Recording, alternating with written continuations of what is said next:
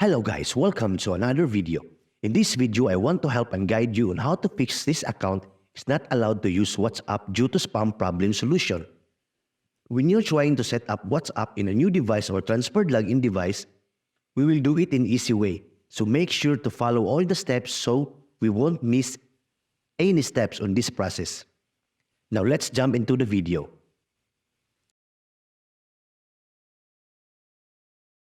As you can see here, there is a restriction that this account is not allowed to use WhatsApp. This could happen to different reasons, including your activity or violated WhatsApp term, and sending too many messages or calls spamming other users.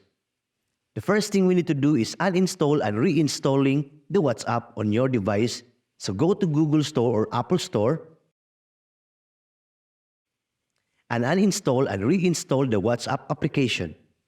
And if it doesn't work, the last option is just contact WhatsApp support for help. Open your browser or Google Chrome. Search for whatsapp.com.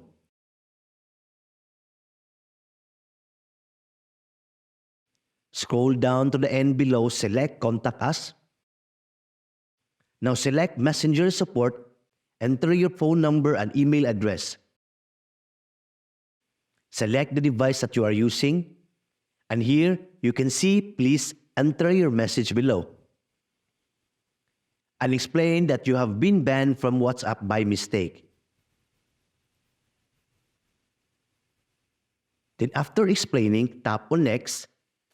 Now here you will find some answers. Just send the questions after you submitted the form. Just wait for the team to email you on the problem. And that's it. So before we end this video, please hit like, share, and subscribe if you are new here.